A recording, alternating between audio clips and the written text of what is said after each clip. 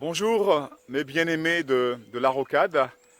En ce dimanche 31 mai, je voudrais particulièrement vous saluer, vous donner toute mon affection de tout mon cœur, vous dire que je vous aime et que par conséquent, même si nous sommes séparés de corps, nous devons toujours vivre une communion fraternelle. C'est une réalité vraiment qui me tient tellement à cœur de conserver cette communion fraternelle. Que le nom du Seigneur soit béni. Dans vos familles, avec vos enfants, là où vous êtes, bien-aimés, nous avons un extraordinaire privilège de connaître celui qui a créé le ciel et la terre, celui qui nous a créés. Croyez que le Seigneur est présent, qu'il n'a pas changé, qu'il est là, qui nous conduit, qui nous dirige, et qu'il sait que nous devons vivre. Il savait et il sera toujours, car il est celui qui est le je suis, les temps dans lesquels nous sommes. Il ne faut pas que nous puissions nous inquiéter au-delà de toute mesure, bien-aimés. Que son nom soit béni, que son nom soit glorifié. J'aimerais partager avec vous une courte pensée en ce matin. Elle se trouve dans les Actes des Apôtres. Nous allons lire un passage assez connu. Disons que c'est une prière. C'est une situation qui va amener une prière. Et il y aura toujours des situations qui vont amener des prières qui sortent du cœur. Et pour qu'il y ait des situations qui vont amener des prières, il faut être vivant, il faut les vivre, il faut vivre des situations, il faut se projeter et pour pouvoir réellement se retrouver dans des situations qui vont nous demander d'être dépendants et aussi d'être interdépendants entre nous pour prier le Seigneur. Lisez avec moi dans Actes des Apôtres, chapitre 4, à partir du verset 23. Il est écrit, après avoir été relâchés, ils allèrent vers les leurs et racontèrent tout ce que les principaux sacrificateurs et les anciens leur avaient dit.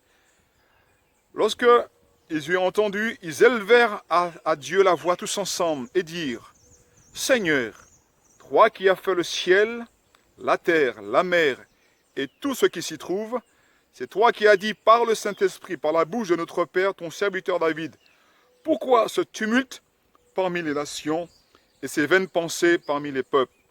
Les rois de la terre se sont soulevés, et les princes se sont ligués contre le Seigneur et contre son oint.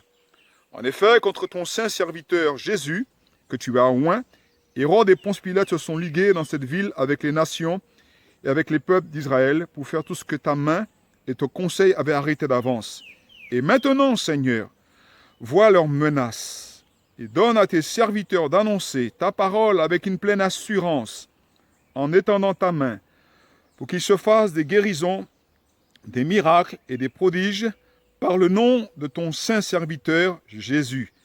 Quand ils y ont prié, le lieu où ils étaient assemblés trembla, ils furent tous remplis du Saint-Esprit et ils annoncèrent la parole de Dieu avec assurance.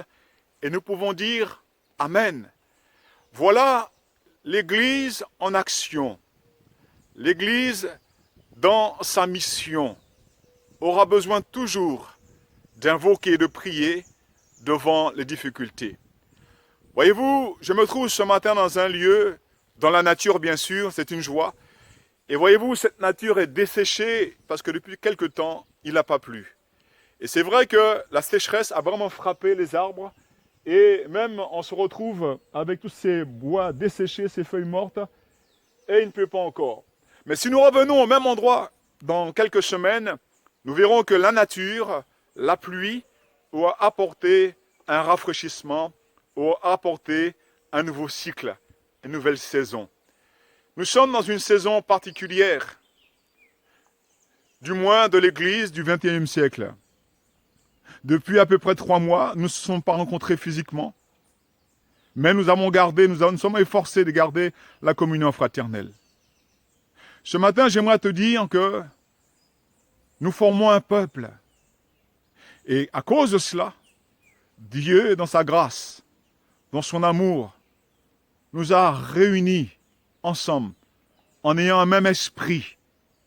Et en ayant ce même esprit, cela nous pousse à vivre justement une vie de frères et sœurs, une vie de communion fraternelle. Ce que Pierre, dans sa prière, dit, c'est que tout ce qui s'était passé, le fait qu'il avait subi des pressions par les autorités politiques et même religieuses, c'était déjà le dessein de Dieu, que les hommes ont accompli. Il me semble que des fois, devant certaines situations, nous pouvons penser brièvement, heureusement, que Dieu n'est plus au contrôle. Dieu, il est souverain.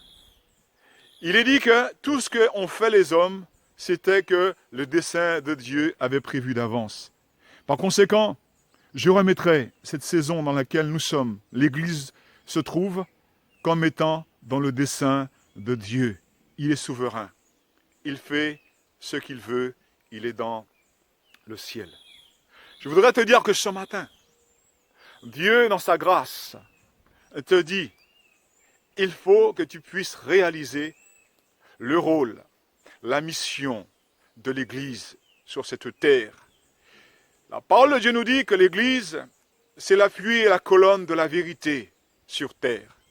Et même dans les temps de difficultés, de troubles, de temps d'épreuves, et nous vivons une pandémie, depuis quelques jours, il y a une possibilité, du moins, de commencer à se réunir à nouveau en respectant certaines normes sanitaires. Je crois là aussi, c'est un défi. Je voudrais te dire que ce matin, l'apôtre Pierre se retrouvait devant un défi, devant une difficulté. C'est-à-dire que la pression psychologique qui était sur lui pouvait générer de la peur, de l'inquiétude, quelque chose qui ne pouvait les retenir enfermés. Mais il a pu dire, Seigneur, en priant, en énumérant les choses qui s'étaient passées, il a pu prier ainsi. Ce matin, j'aimerais que nous puissions réaliser que Dieu nous a donné son Saint-Esprit. Pourquoi faire? Des hommes qui étaient simplement des hommes du peuple, sans une connaissance des choses, même intellectuelles, des hommes simples du peuple.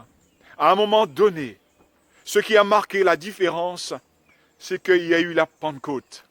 La Pentecôte, c'est c'est un point d'orgue. Ces hommes-là avaient marché 3 ans et demi avec le Seigneur. Ils avaient vu les miracles. Ils avaient vu les miracles que leur maître avait accomplis. Ils avaient entendu toutes les paroles qu'il avait prononcées. Des paroles, vraiment, quand Jésus parle, c'est vraiment la pluie qui descend. Quand Jésus s'exprime, c'est la connaissance parfaite de Dieu qui est là. Malgré cela, ces hommes n'avaient pas la force nécessaire pour accomplir la mission. Et Jésus allait leur dire, ne partez pas avant de recevoir, d'être revêtus. Et l'expérience de la Pentecôte a été pour eux quelque chose d'extraordinaire, quelque chose qui transforme. Je crois que s'il y a une transformation dont nous avons besoin, s'il y a quelque chose qu'il faille rechercher aujourd'hui pour l'Église du XXIe siècle, c'est la puissance du Saint-Esprit avec une sagesse, avec une simplicité de cœur pour accomplir la mission. Il est en nous, mais il peut aussi nous revêtir pour nous donner la force d'accomplir la mission de Dieu, être un témoin efficace entre les mains du Seigneur. Alors il est dit qu'ils ont prié de toute leur force, ensemble. Ils ont prié en énumérant les choses, les points qui s'étaient déroulés. Il y a beaucoup de choses qui peuvent nous bloquer ce matin. Mais réalisons quelque chose, bien-aimés. Dieu qui est fidèle saura nous donner l'envergure, la force, le courage, la paix du cœur à relever les défis qui vont se présenter devant nous. Peuple de Dieu, sois rassuré ce matin. Je ne sais pas si le lieu dans lequel tu te trouves ce matin va trembler. Je ne sais pas ce qui peut se passer. Mais une prière de cœur peut faire toute la différence. L'Esprit de Dieu, c'est le consolateur. L'Esprit de Dieu amène la parole. Cette parole nous structure. Cette parole nous donne de l'assurance. Ce qu'il faut dans les jours qui viennent, bien-aimés, c'est garder cette assurance, cette confiance dans le Seigneur. Bien sûr, nous entendons des choses. Nous voyons des choses. Mais bien-aimés, il est dit que le lieu où étaient réunis trembla. Je prie, ce n'est pas un rêve, que nous puissions retrouver cette sensibilité de l'Esprit de Dieu. Bien-aimés, ce n'est ni par la connaissance, ni par notre force, ni par quoi que ce soit, ni par la puissance, mais par son Esprit. C'est cette personne du Saint-Esprit que nous avons besoin en nous, autour de nous. Non pas pour vibrer, non pas pour crier fort, non pas pour faire des choses de spectacle, mais pour vivre ce que Dieu attend, ce qu'il veut pour nous. Bien-aimés, ce matin, prions ensemble. Là où tu es, je ne sais pas ce qui peut se passer, mais je crois que nous devons, en ce dimanche de Pentecôte, réaliser que tout est accompli en Jésus-Christ. Nous pouvons tous saisir par la foi, en ayant un amour vrai, sincère entre nous, pour vivre la Pentecôte. Seigneur, merci. Prions ensemble. Merci pour ce temps que tu nous donnes ce matin. Je te prie pour mon frère, pour ma soeur, pour sa vie, pour sa famille.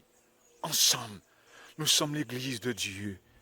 Que vraiment des temps de rafraîchissement viennent sur nos vies, afin que si nous vivons, que nous puissions vivre pour toi, en proclamant ta parole.